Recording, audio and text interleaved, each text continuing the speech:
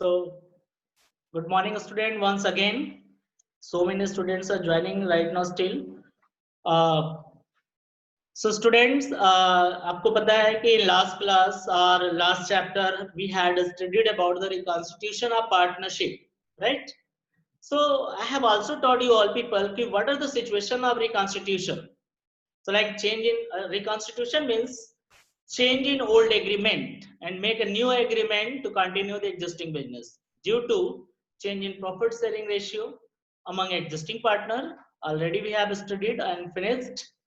Now admission of a new partner, retirement of an old partner, death of an old partner, and amalgamation of two firm into one. So these are the situation when our firm is reconstituted, right? But हम लोग को पढ़ना क्या है आज reconstitution तो हम लोग फिनिश कर चुके हैं as I have given you a topic admission of a new partner right admission of a new partner so admission of a new partner is the new chapter and reconstitution का basis भी है जैसा कि आप लोग को पता है कि जब भी एडमिशन होगा न्यू पार्टनर का इट मींस कि एग्रीमेंट चेंज होगा जितने पार्टनर्स थे उनके बीच में आपस में जो बिजनेस के टर्म्स और कंडीशन थे रिलेशंस थे वो सब चेंज हो जाएंगे तो चेंज होने का मतलब रिकॉन्स्टिट्यूशन हुआ ओके सो हम लोग रिकॉन्स्टिट्यूशन की बात अब नहीं करेंगे क्योंकि हम लोग पढ़ चुके हैं you all have well understood so हम लोग बात करते हैं admission of a new partner so admission means जैसा कि नाम बता रहा है किसी नए पार्टनर को एडमिट करना अपने एग्जिस्टिंग फर्म में तो कब हम एडमिट करते हैं किसी नए पार्टनर को अपने फर्म में जब हमें लगता है कि हमारा बिजनेस ग्रो हो रहा है और हमें और हैंड्स की जरूरत है अपना बिजनेस को और एक्सपेंड करने के लिए तो देखो हम बाहर से एम्प्लॉय को भी हायर कर सकते हैं बट एम्प्लॉयज को अगर हम हायर करेंगे तो एम्प्लॉय उतना ही वर्क करेगा जितना हम उसको इंस्ट्रक्ट करेंगे और वो भी ऑनेस्टली करेगा या नहीं करेगा I don't know and he is based only on the basis of salary because employee knows that he will be getting salary no relation with the profit of the firm so वो idol पड़ा रहेगा या जो कहा जाएगा वो करेगा but हम अगर नए पार्टनर को एडमिट करते हैं तो इससे क्या होता है पहले बात की एक हैंड्स हमारे पास आएगा एक ब्रेन नया आएगा फ्रेश टैलेंट आएगा उसके साथ दूसरा फायदा कि वो कैपिटल भी साथ में लेकर आएगा उसकी अपनी भी हो सकता है कुछ गुडविल हो उसके जिसकी वजह से बिजनेस हमारा और अच्छे से चले राइट और क्या हो सकता है कि चूंकि मैनेजरियल स्किल जहां हम लोग अगर मान लो ए और बी केवल संभालते थे बिजनेस को अब सी को भी एडमिशन दे दिया गया तो जिससे क्या हुआ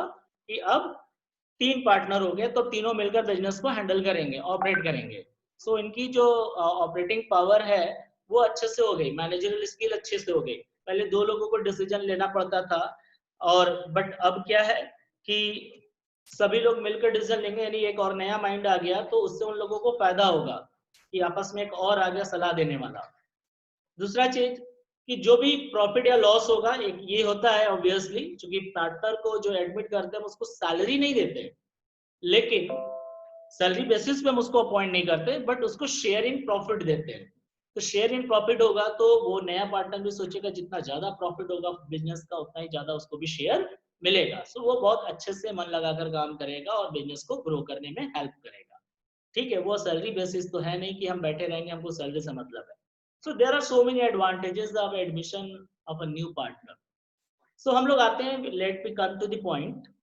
एज पर आवर सिलेबस कि हम लोगों को admission of a new partner में पढ़ना क्या है जनरली स्टूडेंट का मेन फोकस होता है कि हमें कितने मार्क्स मिलेंगे कौन सा टॉपिक पढ़ें या क्या पढ़ना है हमको फालतू चीजों पे ध्यान नहीं देना क्योंकि ये सारी चीजें इंपॉर्टेंट है you must know but admission of a new partner में हमें पढ़ना क्या है जैसा कि आपको पता है फॉर एग्जाम्पल कि हम 2 पार्टनर्स थे सपोज दैट ए और बी अब नया पार्टनर सी को भी हम एडमिट कर रहे हैं बिजनेस में तो इससे क्या होगा कि सबसे पहला फर्क पड़ेगा इनके प्रॉफिट शेयरिंग रेशियो पे राइट यस तो सबसे पहला जो इफेक्ट पड़ेगा उनके प्रॉफिट शेयरिंग रेशियो पे पड़ेगा जो बहुत मायने रखता है ठीक है तो प्रॉफिट शेयरिंग रेशियो पे जैसे ही इफेक्ट पड़ता है जैसा कि आपको पिछले चैप्टर में पढ़ाया है जब भी कभी एग्रीमेंट में चेंज होता है उस दिन क्या क्या करते हैं सबसे पहले हम रीवैल्यूएशन करते हैं पूरे एसेट्स और लायबिलिटीज का गुडविल का वैल्यूएशन करते हैं जितना भी accumulated profit loss reserve and fictitious assets होता है उसको सब बांट देते हैं तो यही काम यहाँ भी करना है तो सब कुछ तो हम लोग पढ़ चुके हैं सेकेंड चैप्टर में, change in profit sharing ratio में। लेकिन अभी जो हम लोग पढ़ेंगे सबसे मेन इंपॉर्टेंट पॉइंट जो है इसका, सबसे पहला point, new profit sharing ratio, how to calculate new profit sharing ratio and sacrificing ratio among the partners. So सबसे पहले आप नोट डाउन करो लेस कि what we have to study, it will make you clear. So हम लोग को इसमें स्टडी जो करना है, सबसे पहले हम लोग को पढ़ना है new profit sharing ratio, NPSR, new profit sharing ratio, और सैक्रिफाइसिंग रेशियो। क्या पढ़ना है? Sacrificing ratio, right? I have written only initials.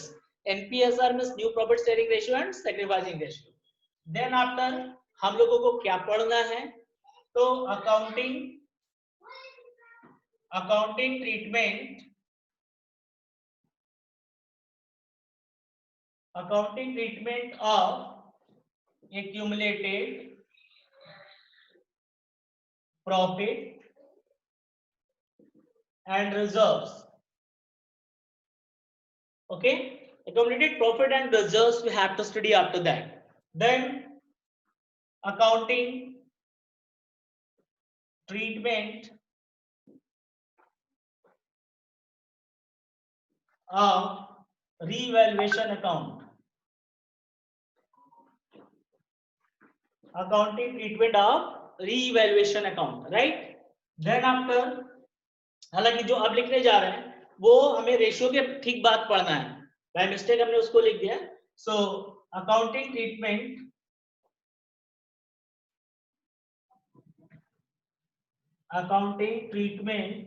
Of new goodwill, या कह सकते हैं और गुडविल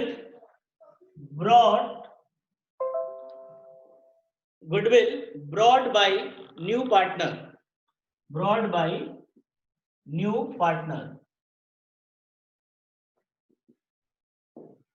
ठीक है। इसके बाद पढ़ना है हमें कैपिटल अकाउंट, जो कि आप लोग को पता है, capital account and balance sheet. Okay, so these are the list what we have to study in the admission of a new partner, and you must recall accumulated accounting treatment of accumulated profit and loss, you all are knowing. Accounting treatment of revaluation account, you all are knowing. Accounting treatment of new goodwill, you know, gaining partner debit और sacrificing partners credit, but यहाँ पर थोड़ा सा change होगा, क्योंकि change in profit sharing ratio जो second chapter था partnership का, उसमें कोई पैसा नहीं देता था गुडविल के लिए, हम लोग कैपिटल से एडजस्ट करते थे या करेंट अकाउंट से। बट यहाँ पर जब कोई नया पार्टनर फॉर्म में एंट्री करता है तो करते क्या है, हम लोग नए पार्टनर को जब एडमिशन देते हैं तो उससे कैपिटल का तो पैसा लेते हैं, no doubt, he will introduce और invest his money as a capital, but we ask some extra money for our goodwill. क्योंकि अब तुम सोचो, आप लोग खुद से सोचो कि अगर मान लो कि जया एंड गुड़िया ये दो पार्टनरशिप बिजनेस स्टार्ट की, पहले साल इनका बिजनेस ज्यादा नहीं चला, इन लोगों ने खूब मेहनत किया, हार्डवर्क किया, लेबर किया, ठीक है, धीरे धीरे कस्टमर के बीच में इनका नेम हुआ कि नहीं ये बहुत अच्छा है, बहुत सस्ते रेट पर या रिजनेबल रेट पे अच्छी क्वालिटी का गुड्स देते हैं, ठीक है, बहुत अच्छी सर्विस है इन लोगों के यहाँ की, गुड़िया और जया की जो पार्टनरशिप बिजनेस है, ठीक है। तो धीरे धीरे 1 साल 2 साल 3 साल के बाद क्या हुआ कि इनका बिजनेस बहुत अच्छे से चला, ठीक है, अब इनकी गुडविल हो गई, 5 साल बाद इनकी बहुत अच्छी नेम फेम हो गई। तो आप सोचो कि इन लोगों ने काफी स्ट्रगल किया है। अब जया और गुड़िया का बिजनेस देखकर अब महिमा जो है सोची कि चलो हम भी इनके बिजनेस में जुड़ जाएं। तो महिमा जब जाएगी एडमिशन लेने इनके फॉर्म में, अगर इन लोग ऑफर करते हैं तो महिमा कहेगी ये मेरा कैपिटल है, आप मुझे एडमिट कर लो। लेकिन जया और गुड़िया क्या कहेंगी, बना बनाया था तो अब आ गई खाने आप। होता क्या है इसमें कि बिजनेस तो बिल्ड करने के लिए काफी मेहनत किया इन लोगों ने, है ना। सो इसके लिए होना क्या चाहिए कि जो गुडविल हुआ है, नेम फेम हुआ है, जो इतना इन लोगों ने सेक्रीफाइस किया है जया और गुड़िया ने कितने सालों तक, उसके बदले में कुछ रिवार्ड मिलना चाहिए। वो रिवार्ड किस फॉर्म में मिलता है, गुडविल के फॉर्म में मिलता है, राइट। सो बच्चों, अब महिमा जो है कैपिटल तो देगी लेकिन साथ में एक्स्ट्रा मनी देगी फॉर गुडविल। अब महिमा कहेगी गुडविल चलो ठीक है हम देने के लिए तैयार हैं, लेकिन किस आधार पे, तो जया और गुड़िया आपस में जो भी एग्रीमेंट हुआ होगा कि जब भी चेंज होगा या एडमिशन होगा किसी पार्टनर का, तो हम फर्म की गुडविल किस मेथड से वैल्यूएट करेंगे। सो गुडविल का वैल्यूएशन आप लोगों को पता है, एवरेज प्रॉफिट मेथड है, वेटेड एवरेज प्रॉफिट मेथड है, सुपर प्रॉफिट मेथड है एंड कैपिटलाइजेशन ऑफ प्रॉफिट। तो जिस भी मेथड को वो लोग यूज करेंगे उसके आधार पर गुडविल कैलकुलेट किया जाएगा और फिर महिमा जितने शेयर के लिए फर्म में एडमिट हो रही है, सपोज दैट महिमा का शेयर 1/4 है, सो महिमा 1/4 के लिए अगर फर्म में एडमिशन ले रही है तो वो पूरे फर्म की गुडविल जितना वैल्यूएट किया जाएगा उसका 1/4 मल्टीप्लाई करके जो आएगा उतना पैसा महिमा देगी गुड़िया और जया को, और गुड़िया और जया उस पैसे को आपस में अपने सैक्रिफाइसिंग रेशियो में बांट लेंगे। तो ये तो रहा न्यू गुडविल का ट्रीटमेंट, वर्बली मैंने बताया, जो कि गेनिंग और सैक्रिफाइसिंग में सब कुछ हम डीप में पढ़ाएंगे। आज हम लोग को पढ़ाना है या पढ़ना है हम लोगों को सबसे पहला topic new profit sharing ratio, right. So आप लोग हेडिंग डाल लो new profit sharing ratio.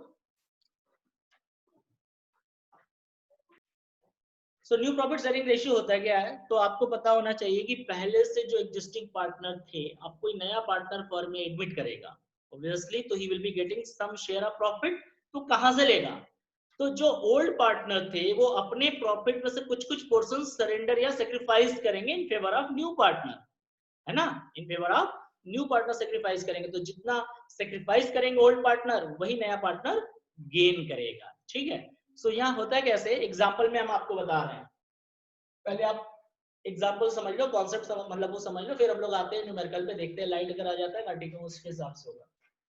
So suppose that A and B, ये दो बंदे पहले पार्टनर थे और उनका जो ये प्रॉफिट था ये था, ठीक है, ये पूरा प्रॉफिट क्या था 1, एक प्रॉफिट था जिसको ए और बी पहले शेयर करते थे 3:2 में। 3:2 का मतलब यानी कि 3/5 ए का एंड 2/5 बी का, राइट। अब क्या कह रहा है कि they have decided to admit mister C as a new partner for 1/4 share. So suppose that C is admitted for 1/4 share. So अब बताइए कि अब फ्यूचर में, अभी तक सीस के एडमिशन से पहले पूरे प्रॉफिट को ए और बी आपस में 3:2 में शेयर करते थे। अब जब सी का एडमिशन हो रहा है तो अब फ्यूचर में ए बी और सी का क्या रेशियो होगा, तो सी का तो रेशियो गिवन है कि सी 1/4 शेयर के लिए आएगा, right. So how to find C here, तो ये मान लेते हैं कि फ्यूचर में टोटल प्रॉफिट हमारा उतना ही रहना है, 1 का 1 ही रहेगा, इसमें कोई चेंज नहीं होना, राइट। सो 1/4 जो है ये हो गया सी का शेयर, चूंकि नया पार्टनर है। अब ये जो पोर्शन इधर वाला जो बच गया, ये बचा हुआ रिमेनिंग पार्ट जो है, who will take remaining part, A and B।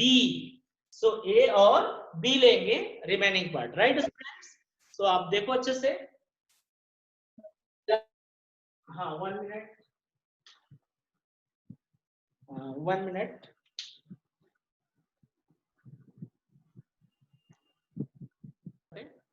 So students मैंने बताया कि पहले ए और बी सपोजिट पार्टनर्स थे, दे वर शेयरिंग इन 3:2, राइट। तो इस पूरे प्रॉफिट को 3:2 में बांट दिया कि पहले ए और बी थे। अब हमने बोला कि C is admitted for 1/4 share in the future, ठीक है। तो अब हम फिर से वही पूरा प्रॉफिट फ्यूचर में क्या होगा, अब अगले साल अगर हम जब भी प्रॉफिट अर्न करेंगे तो प्रॉफिट तो एक ही रहेगा ऑलवेज, कोई भी चीज अपने आप में टोटल में क्या होता है 1 होता है, जिससे ये पूरी दुनिया क्या है 1 है, ठीक है। एक यूनिवर्स, एक किसी भी देश की इकोनॉमी अपने आप में 1 है, ठीक है। तो ठीक इसी तरह पूरे बिजनेस की जब हम एज्यूम करते हैं कि पूरी प्रॉफिट कितनी होगी 1 होगी, यानी ये 1 हमने बना दिया। अब क्या हो रहा है कि सी इज एडमिटेड फॉर 1/, तो सी इधर, यहाँ पे सी का जो शेयर है ये सी का शेयर हमने दे दिया 1/4, यानी पूरे प्रॉफिट में से 1/4 हमने क्या किया माइनस कर दिया। अब बताइए, तो जब सी को हमने शेयर माइनस करके दे दिया तो अब ये जो हुआ ये बचा हुआ पोर्शन आ गया। अब ये रिमेनिंग पार्ट पे किसका राइट है, ए एंड बी का, A and B will take this remaining share. But the question is, this remaining share will be divided between A and B in future, but in which proportion? So there is no information regarding in which proportion they will share. So always be remember in their old ratio. What is the old ratio of A and B? 3:2. तो इस remaining part को 3:2 में share करेंगे, यानी इसका 3/5 remaining part का, देखो पूरे पार्ट का नहीं हम 3/5 निकाल रहे हैं, we are calculating here of the remaining part 3/5 and 2/5. So जब हम इसको कैलकुलेट करेंगे तो वो निकल कर आ जाएगा कितना होना है। तो अब इनका जो नया रेशियो होगा वो निकल कर आ जाएगा। सो देखो ये मैंने जो डायग्राम से बताया, इसी चीज को हम न्यूमेरिकल क्वेश्चन कैसे सॉल्व करेंगे हम उसके बाद अब जा रहे बता रहे हैं, ठीक है। सो आप लोग नोट डाउन करोगे क्वेश्चन, मैं अभी लिखूंगा शॉर्ट में और मैं उसको कैसे सॉल्व करता हूँ आप ध्यान रखेंगे, ठीक है। So you have taken a screenshot of this, you can take this screenshot. Okay students, so now I'm going to erase this.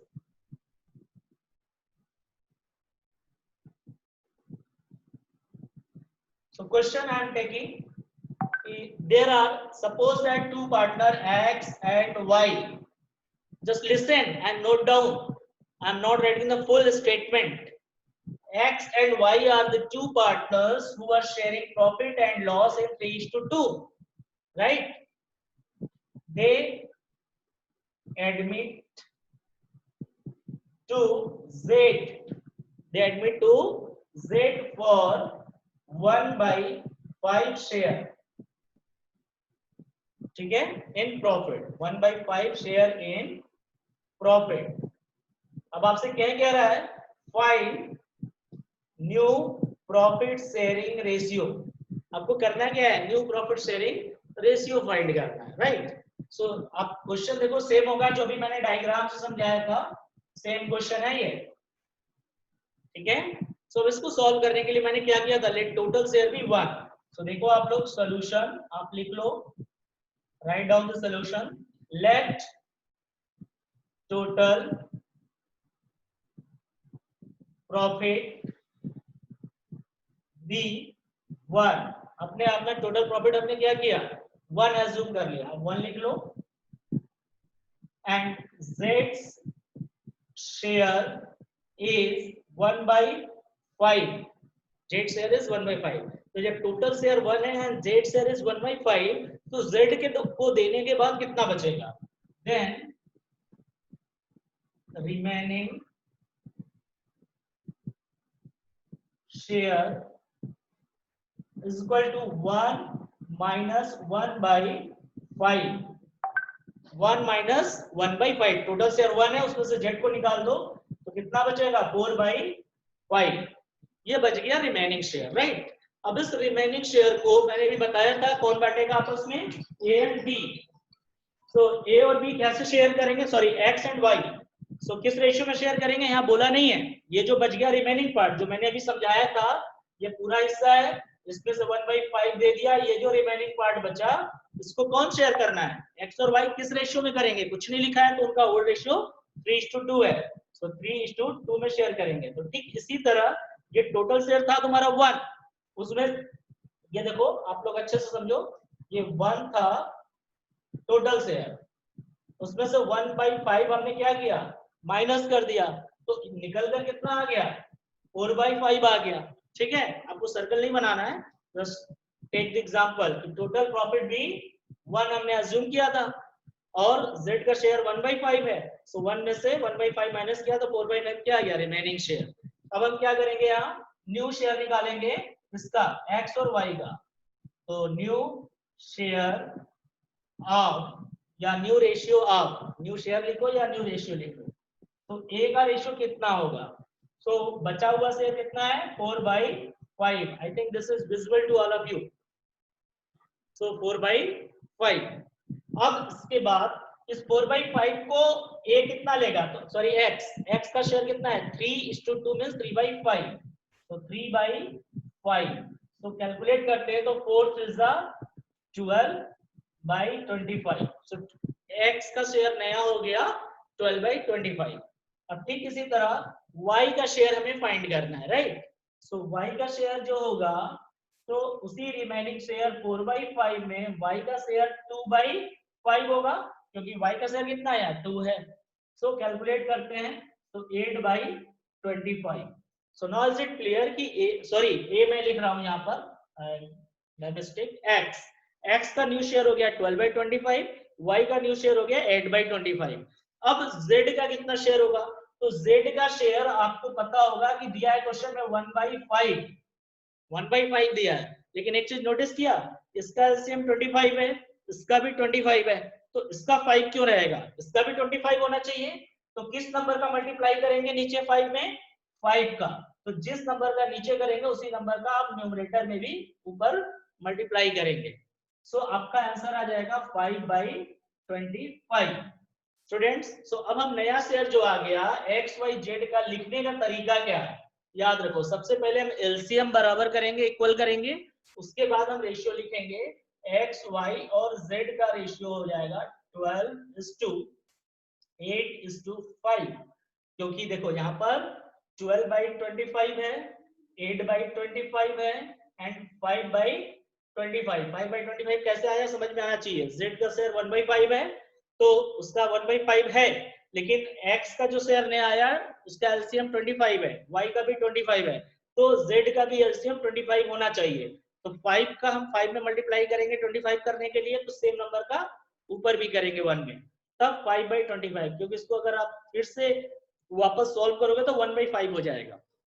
ठीक है, तो देखो यहाँ जब एलसीएम सबका कॉमन है तो ऊपर वाला बस लिख देंगे और चेक कर लो कि सबका सम तुम्हारा 25 आना चाहिए, तभी क्वेश्चन आपका सही है यहाँ पे, क्योंकि जो एलसीएम आ रहा है वो इसका सम आना चाहिए।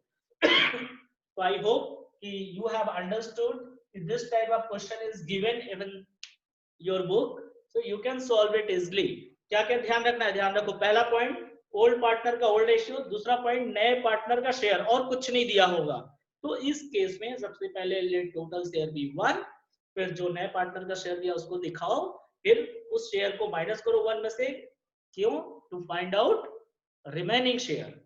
अब रिमेनिंग शेयर जो हुआ वो एक्स और वाई का होगा, सो और एक्स और वाई का आपस में हम लोग शेयर करेंगे, किस रेशियो में, अगर रेशियो बोला होता कि फ्यूचर में किस रेशियो में शेयर करेंगे एक्स वाई, तो उस रिमेनिंग शेयर को उस गिवन स्पेसिफिक रेशियो में हम यहाँ कैलकुलेट करते, लेकिन क्वेश्चन में कुछ भी नहीं दिया है, तो इट मींस जो भी रिमेनिंग शेयर है उसको हम एक्स और वाई के ओल्ड शेयर जो भी यहाँ लिखा होगा उसी शेयर में कैलकुलेट कर देंगे। देखो रिमेनिंग शेयर 4/5 इंटू 3/5, तो आ गया 12/25, यहाँ 4/5 था रिमेनिंग, 2/5 क्योंकि इसका 2 था, 8/25 आ गया, z का शेयर 1/5 था तो उसको भी एलसीएम इक्वल करने के लिए 5 का मल्टीप्लाई कर दिया, तो 5/25, तो रेशियो ये ऐसे हो गया। आई होप कि यू हैव अंडरस्टूड। आज लाइट फिर से चला गया।